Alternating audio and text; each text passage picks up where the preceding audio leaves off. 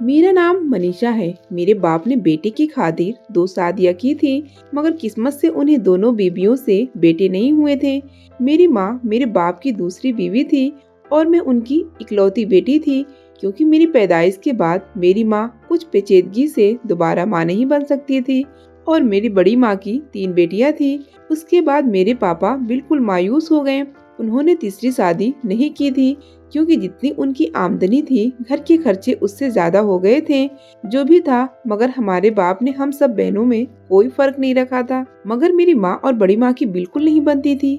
आए रोज हमारे घर में लड़ाई झगड़े होते रहते थे।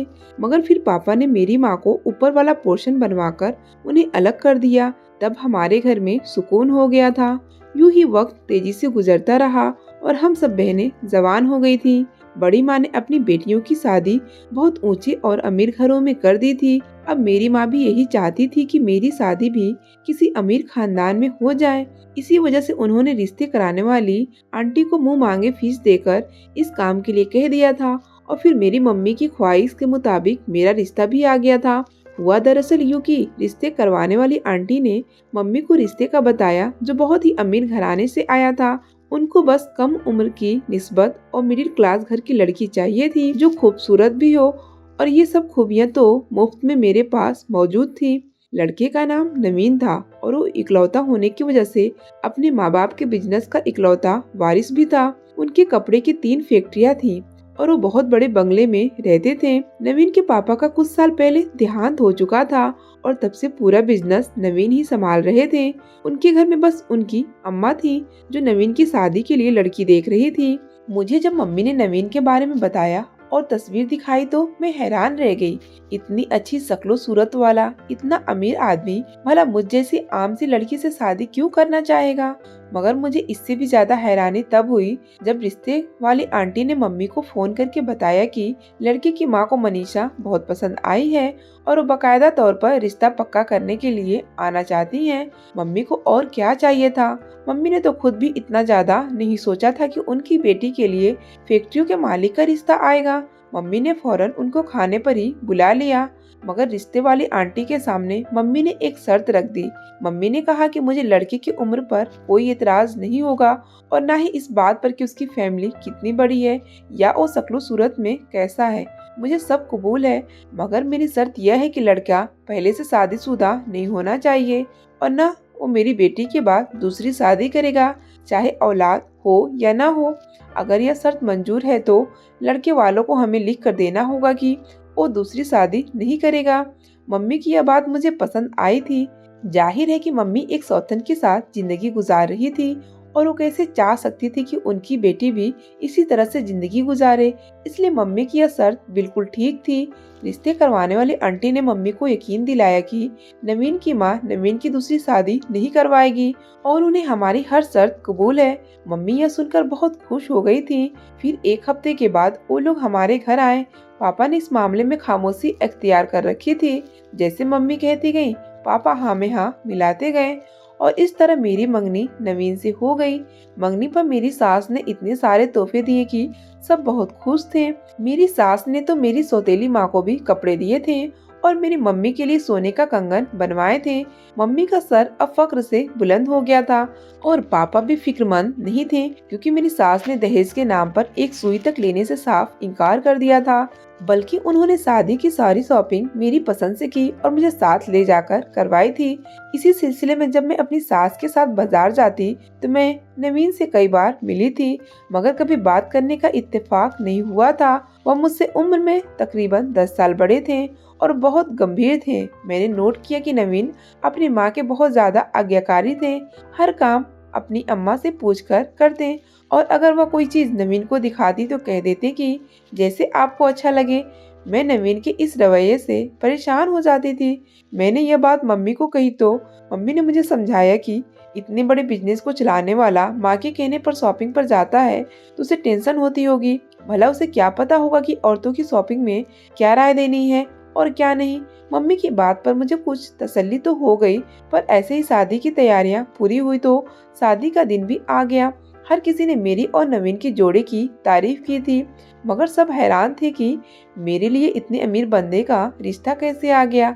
जब मैं विदा होकर अपने ससुराल पहुंची तो आलीशान बंगला देखकर हैरान रह गई और दिल ही दिल में मैं बड़ी खुश हो रही थी कि मुझे ऐसा घर और पति मिला जिस पर दुनिया रस करती है। नवीन बहुत अच्छे थे, मगर अपने काम से काम रखने वाले बहुत गंभीर इंसान थे। न ज्यादा बात करते न ज्यादा हंसते थे, बस थोड़ा सा मुस्कुरा देते और हाँ में हाँ सर हिला दिया करते थे। 3-4 दिन में ही मुझे अंदाजा हो गया था कि वो किस नेचर के मालिक हैं। शादी के दूसरे दिन ही उन्होंने ऑफिस जाना शुरू कर दिया था और घर आने के बाद भी घंटा 2 घंटा ऑफिस के कामों में लगा देते थे। शाम को लौटते थे और लैपटॉप को लेकर बैठ जाते। मेरी सास बहुत मॉडर्न थी, उनका सोशल सर्कल बहुत बड़ा था। सुबह नाश्ते के बाद से फोन पर बिजी हो जाती और 2-3 मर्तबा बाहर जरूर जाया करती थी। काम काज के लिए नौकरों की पूरी फौज हर वक्त तैयार रहती। मुझे मेरी सास ने शादी के कुछ दिन बाद ही घर का सारा काम समझा दिया, मगर ये भी कहा कि कोई काम खुद नहीं करना है और तुम्हें तैयार रहना है, बिल्कुल नई नवेली दुल्हन की तरह। मगर कपड़ों के और बाकी हर चीज के बारे में भी उन्होंने मुझे बता दिया था। मैं वैसे ही कुछ सहमी हुई थी, इसलिए उनकी हर बात ध्यान से सुनती और जैसे जैसे वो कहती मैं वैसे ही करती थी। शादी को 10-12 दिन गुजरे तो मुझे सास ने मायके भिजवा दिया और कहा कि 2 दिन अपनी माँ के पास रह लो, तीसरे दिन तुम्हें लेने नवीन आ जाएगा। मैं अचानक मायके जाने की बात पर कुछ हैरान हुई थी, मगर सास का हुक्म कैसे टाल सकती थी। मैं माँ के घर चली गई। मम्मी मेरे ठाट बाट देखकर बहुत खुश हो रही थी, क्योंकि मेरी सास ने मेरे साथ एक नौकरानी को भी भेजा था और कहा था कि वहाँ कोई काम खुद मत करना, बस अपना ख्याल रखना। मैं अपनी सास की यह बात सुनकर खुद को दुनिया की सबसे खुशकिस्मत बहू समझ रही थी, क्योंकि मैंने तो किसी और को ऐसे नहीं देखा था कि कोई सास इतना ख्याल रख सकती है। मैं 2 दिन मम्मी के पास रही तो बड़ी मम्मी से मिलने भी गई। उनके लिए और अपनी बहनों के लिए तोहफे भी लाई थी जो उनको दिए थे। वो बहुत खुश हुई, मगर बड़ी मम्मी की आंखों में हसरत भी थी। उनकी बेटी बेशक अमीर ससुराल में गई थी, मगर मेरी जैसी शानो शौकत किसी की नहीं थी। मैंने भी खूब मजे ले लेकर अपने ससुराल की तारीफ की और फिर नौकरानी का मेरे साथ आना ही सबके लिए बहुत बड़ा सबूत था कि मैं अपने ससुराल में शहजादी की तरह रहती हूँ। 2 दिन गुजर जाने के बाद तीसरे दिन मुझे नवीन लेने आ गए। मम्मी ने खाने का इंतजाम किया था, मगर वो कहने लगे कि बहुत जरूरी काम है, इसलिए जल्दी निकलना है। मम्मी ने मुझे समझाया कि शादी के शुरू के दिनों में पति की हाँ में हाँ मिलाते रहना और फिर बाद में पूरी जिंदगी राज करोगी। मैंने ये नसीहत पल्लू से बांधी थी। मेरे जाने के वक्त पापा और मम्मी ने मुझे बहुत सी दुआएं दी। मैं अपने घर पहुंची तो मेरी सास चाय पी रही थी। मुझे देखकर मुस्कुराई और सबका हाल पूछा। कुछ देर बाद वहाँ एक लड़की आई थी जो मेरी सास से खाने का पूछने लगी। वो लड़की बहुत खूबसूरत थी और उसका कपड़ा भी बेहतरीन था। मेरी सास ने उसे कहा कि जो बहू कहे वही पकाना है, इसलिए रोज मेरी बहू से पूछ लिया करो। वो लड़की मेरी तरफ आ गई और पूछने लगी। उसका लहजा और चेहरा बुझा बुझा सा था। मैं उसे 2-3 डिशेस बनाने को कहा और उसके वहां जाने के बाद सास से पूछा कि वो कौन थी। मेरी सास ने बताया कि नौकरानी है। मैं इस बात पर थोड़ी सी हैरान हुई। इतनी जवान और खूबसूरत नौकरानी रखने की भला क्या जरूरत थी, और उसका कपड़ा भी बहुत अच्छा था। लगता नहीं था कि वह नौकरानी है। मेरी सास मुझे देखते हुए कहने लगी कि वह पहले से यहाँ है, लेकिन कुछ दिनों के लिए छुट्टी पर गई थी और वो तमाम नौकरानियों से अपनी निगरानी में काम करवाती है। यही इसकी ड्यूटी है। इसके अलावा वो मेरे कमरे और चीजों की देखभाल करती है। मैं अपनी सास की बातें ध्यान से सुन और समझ रही थी। उस लड़की का नाम मधु था और वो उम्र में मुझसे 4 साल बड़ी ही लगती थी। मधु किसी से बात नहीं करती थी, बस अपने काम से काम रखती। खाना पकाने से लेकर लॉन्ड्री में कपड़े भेजने तक हर काम वो अपनी निगरानी में कराया करती थी। मेरी सास के कमरे की सफाई भी वो खुद करवाती थी और मैंने नोट किया कि वो हर काम बड़ी तेजी और महारत से करवा लेती थी, जैसे उसे बहुत ज्यादा तजुर्बा हो। मगर वो मुझसे बिल्कुल भी बात नहीं करती थी। हाँ, मेरी किसी बात का जवाब दे देती, मगर मुझसे कभी बात नहीं करती थी। पता नहीं क्यों मुझे उसके बारे में जानने का शौक पैदा हो गया और मैंने 1-2 बार उससे पूछा कि वह कौन है और यहाँ कैसे आई, मगर उसने कभी मेरी किसी बात का ठीक से जवाब नहीं दिया। मुझे उसकी खामोशी खटकती थी। एक दिन मैंने जो देखा वो मेरे लिए नाकाबिले यकीन था। मेरी तबीयत कुछ अच्छी नहीं थी, तो मैं अपने कमरे में आराम कर रही थी। नवीन के आने का वक्त हो गया था, इसलिए मैं हिम्मत करके कमरे से बाहर निकली तो मैंने देखा कि नवीन हॉल में बैठे हैं और मधु उनको पानी दे रही है। मगर इसमें अजीब बात यह थी कि वो दोनों एक दूसरे की तरफ देखकर मुस्कुरा रहे थे। मुझे यह बात बिल्कुल अच्छी नहीं लगी थी, मगर मैंने ऐसे रिएक्ट किया जैसे मैंने कुछ देखा ही नहीं था। उस दिन के बाद मैं अक्सर ऐसा कोई ना कोई मंजर देख लेती थी कि दोनों एक दूसरे को देखकर मुस्कुरा रहे हैं, या मधु नवीन के आते ही फटाफट पानी लेकर आ जाती थी। और तो और एक दिन हद ही हो गई। शाम का वक्त था, जब मैं बाहर बरामदे में जाने के लिए निकली तो मैंने देखा कि मधु ने मेकअप किया हुआ है और अपने कमरे की खिड़की में खड़ी है। सामने बरामदे में नवीन बैठे उसे देख रहे हैं और मुस्कुरा रहे हैं, और मधु ने कुछ इशारा भी किया था। ये सब कुछ देखकर मुझे बहुत गुस्सा आ गया और मैं अपनी सास के पास जाने लगी। तभी अचानक मुझे चक्कर आ गया और मैं बेहोश हो गई। जब होश आया तो मैं अपने कमरे में बिस्तर पर लेटी हुई थी। डॉक्टर मुझे चेक कर रहा था और मेरी सास वहीं बैठी थी। डॉक्टर ने उनको मुबारकबाद देते हुए खुशखबरी सुनाई तो मेरी सास एकदम उठकर खड़ी हो गई थी और डॉक्टर को खुशी के मारे काफी सारे नोट थमा दिए। डॉक्टर के जाने के बाद वो मेरे पास आई और नोटों की एक गड्डी मेरे सर से वार कर मधु को बुलाकर उसे दे दी कि गरीबों में बांटने हैं। खुशी की खबर सुनकर मधु के चेहरे पर फीका सा रंग आया था, मगर जल्दी उसने खुद को नॉर्मल कर लिया और मेरी सास को मुबारकबाद दी। मेरी सास ने कुछ जताने वाले अंदाज में उसे मुबारक कहा और नवीन को अंदर भेजने का कहा। कुछ देर बाद नवीन कमरे में आ गए तो मेरी सास ने उनको खुशखबरी सुना दी, मगर इतनी बड़ी खबर सुनकर भी उन्होंने कुछ खास रिएक्ट नहीं किया था। मुझे अब हर चीज महसूस होती थी। कुछ दिन गुजरे तो मेरी सास ने मेरे नाज नखरों को उठाने के लिए 2 नौकरानी और रख लिए। उनमें से तो एक सिर्फ मेरे लिए थी। मधु को भी खास ताकीद की कि मेरा हर काम पूरा होना चाहिए, मगर मैंने नोट किया कि मधु मेरे कमरे में नहीं आती थी और न ही मेरा कोई काम खुद से करती थी, बल्कि मेरी सास अपनी निगरानी में मेरे खाने पीने की चीजें बनवाती और अपने सामने मुझे खिलाती थी। मुझे हर वक्त कुछ न कुछ खाने का कहती रहती, ऐसा नहीं करना वैसा नहीं करना। मैं तो 2 महीनों में ही तंग आ गई कि माँ बनना भी कितना मुश्किल है। मैंने मम्मी को फोन पर बताया तो मम्मी ने कहा कि शुक्र करो कि तुम्हारी सास कदर करने वाली है, वरना इस हालत में भी कितने काम करने पड़ते हैं, मगर तुम तो मेहरानियों की तरफ बैठे खा रही हो, और क्या चाहिए तुम्हें। मम्मी की बात तो ठीक थी, मगर मैं उनको क्या बताती कि पति की मोहब्बत और चाहत के लिए मैं तरसती हूँ। मैं भी चाहती हूँ कि नवीन मेरे नाज नखरे उठाएं, मुझे अपने हाथ से खाना खिलाएं और मेरी केयर करें, मगर वो तो ऐसे थे जैसे कुछ हुआ ही ना हो, बस अपने काम से काम रखते थे। मैं सोचती कि वो ऐसे क्यों हैं। अगर सिर्फ मेरे साथ ऐसे हैं तो क्या उनकी शादी मुझसे जबरदस्ती की गई थी। ऐसे ही वक्त गुजरता गया और वो दिन आ गया जब मैंने एक प्यारी सी बेटी को जन्म दिया। नवीन को उस दिन बहुत खुश देखा था मैंने, मगर मेरी सास को ज्यादा खुशी नहीं थी। ऐसा नहीं था कि पोती की पैदाइश पर उनको इतराज था, मगर बस वो पोता चाहती थी। लेकिन उन्होंने पोती की पैदाइश पर भी गरीबों को दान किए, सारे नौकरों को कपड़े बनवा कर दिए और मुझे कहने लगी कि पोती मुझे बेहद अजीज है, क्योंकि इसने मेरी दिली ख्वाहिश पूरी की है। अब मुझे पोता ही चाहिए, क्योंकि वो ही मेरी नस्ल को आगे बढ़ाएगा। मैं अपने सास की इस बात को ज्यादा समझ नहीं सकी कि दिली ख्वाहिश क्यों, मेरी शादी के बाद ही तो बच्ची पैदा हो गई थी, मगर मैंने उनसे कोई सवाल नहीं किया था। मेरी बेटी बहुत प्यारी थी और उसके आने के बाद नवीन में काफी बदलाव आई थी। अब वो अपनी बेटी के साथ खेलते थे, उसे गोद में उठाकर बातें करते थे। मेरे साथ वो पहले जैसे ही थे, मगर मैं इतने में ही खुश थी कि अपनी बेटी को अहमियत देते हैं।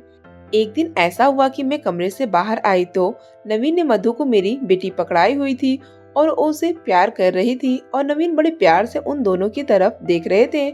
मुझे यह देखकर आग लग गई। मैं कुछ बोलने ही वाली थी, मगर इससे पहले मेरी सास वहां आ गई और वो मधु को डांटने लगी। मधु ने बच्ची नवीन के हवाले की और वो रोती हुई वहां से भाग गई। मेरी सास ने मधु से कहा था कि डायन हो तुम, इस बच्चे से दूर रहा करो। मैं अपनी सास का यह जुमला समझ नहीं सकी कि उन्होंने मधु को ऐसा क्यों कहा था। फिर अगले दिन जो हुआ उसने तो मेरे होश ही उड़ा दिए थे। मधु काम करवा रही थी कि अचानक उसे चक्कर आने लगे। वो जमीन पर गिर गई। तब मेरी सास घबरा कर उठी और मधु मधु कहकर उसे आवाजें देने लगी। फिर मेरी सास ने नवीन को फोन किया और डॉक्टर को फोन किया। 20 मिनट में नवीन घर पहुंच चुके थे। नवीन का ऐसे एक नौकरानी के लिए भागम भाग चले आना मुझे अच्छा नहीं लगा था। वो कुछ ज्यादा ही उसे अहमियत दे रहे थे और मैं ये सब बर्दाश्त कर रही थी। मगर जो खबर डॉक्टर ने सुनाई थी वो मेरे होश उड़ाने के लिए काफी थी। डॉक्टर ने बताया कि मधु पेट से है और मैं इतनी ज्यादा हैरान परेशान हुई कि वो तो शादीशुदा भी नहीं थी। तो ये सब क्या है? मेरी सास भी हैरान खड़ी थी। मगर नवीन के चेहरे पर एकदम खुशी की लहर दौड़ गई थी। वो तो सब जैसे भूल ही गए कि कमरे में उनकी माँ और बीवी मौजूद हैं। उन्होंने फटाफट मधु का हाथ थाम लिया। मैं हैरान पर हैरान हो रही थी। मेरा दिमाग चकराने लग गया। मधु और मेरे पति के बीच ये सब क्या चल रहा था? मैंने नवीन का हाथ खींच लिया और कहा कि एक नौकरानी के साथ अय्यासी करते आपको सब नहीं आती। नवीन तेज आवाज में बोले कि यह नौकरानी नहीं, मेरी पहली बीवी है जिससे मैंने बहुत मोहब्बत की थी। मगर मेरी माँ को यह पसंद नहीं आई थी क्योंकि वह मेरी शादी अपनी पसंद से करवाना चाहती थी। और फिर शादी के 5 साल बाद भी औलाद न होने की वजह से अम्मा को बहाना मिल गया और तुम्हें मेरी दूसरी बीवी बनाकर यहाँ ले आई। नवीन के अल्फाज थे या हथौड़े जो मेरे सर पर बरस रहे थे। मेरी सास बिल्कुल खामोश खड़ी थी। मैं बिना कुछ कहे अपने कमरे में चली गई। कुछ देर बाद मधु खुद मेरे कमरे में आ गई। उसने मेरे पास बैठकर मेरे हाथ पर अपना हाथ रखा और बड़ी नरमी और बड़े प्यार से बोली कि मनीषा तुम परेशान ना हो, मैं तुमसे तुम्हारा हक नहीं छीनूंगी और ना ही नवीन से कहूंगी कि तुम्हें छोड़ दें, क्योंकि तुम हमारी अपनी हो और हमारी प्यारी बेटी की माँ भी हो। मैं मधु का मुंह देखने लगी और फिर मुझसे कहने लगी कि मेरी अम्मा बहुत बीमार थी, इसलिए मैंने मजबूरी में नवीन के ऑफिस में जॉब करना शुरू कर दी थी। मगर मेरी किस्मत में यही था कि नवीन ने मुझे पसंद करके मुझसे शादी कर ली, जबकि नवीन की माँ इस रिश्ते के सख्त खिलाफ थी। फिर 5 साल तक औलाद न होने के ताने मैं सुनती रही। नवीन की दूसरी शादी के लिए इस शर्त पर मान गई कि मैं इस घर में रहूंगी, पर मम्मा ने मुझे एक नौकरानी की हैसियत से तुमसे मिलवाया था और जब तुम्हारी नवीन से शादी हुई थी उन दिनों मेरी अम्मा का देहांत हो गया था। मैं वहीं गई हुई थी। मधु की बातों ने मेरे दिल और गुस्से को पिघला दिया था। वह हाथ जोड़कर मुझे मनाने की कोशिश कर रही थी। आखिर वो भी तो एक औरत ही थी और बिल्कुल अकेली थी। मैंने जाने क्यों उसके हाथ पर हाथ रख दिया। तब वो मुस्कुराने लगी। उसी वक्त मेरी बेटी रोने लगी तो मधु ने जल्दी से उसे उठा लिया। मैंने आज मधु को मना नहीं किया था। मैंने खुले दिल से मधु को कबूल कर लिया था, क्योंकि वो तो मेरे पति की पहली बीवी थी और अगर मैं भी अपनी मम्मी जैसा सलूक करती तो फिर मेरा घर भी नर्क बन जाता। मेरे मधु से अच्छे रवैये की वजह से नवीन मेरे करीब आ गए थे और वो हम दोनों को बराबर वक्त देने लगे। मेरे कहने पर मेरी सास ने भी मधु को दिल से कबूल कर लिया। आज मेरी शादी को 10 साल गुजर चुके हैं। मेरी एक बेटी और 2 बेटे हैं और मधु के भी 2 बेटे हैं और हम दोनों एक ही घर में रहती हैं। सास का देहांत हो चुका है और मैं मधु के साथ बिल्कुल इत्मीनान हूँ, क्योंकि नवीन हम दोनों का बहुत ख्याल रखते हैं। दोस्तों, उम्मीद करती हूँ आपको हमारी कहानी पसंद आई होगी। कहानी पसंद आई है तो वीडियो को लाइक करें, चैनल पर नए हैं तो चैनल को सब्सक्राइब करें और हाँ, नोटिफिकेशन को ज़रूर दबाएं ताकि अगली अपडेट सबसे पहले आपको मिले।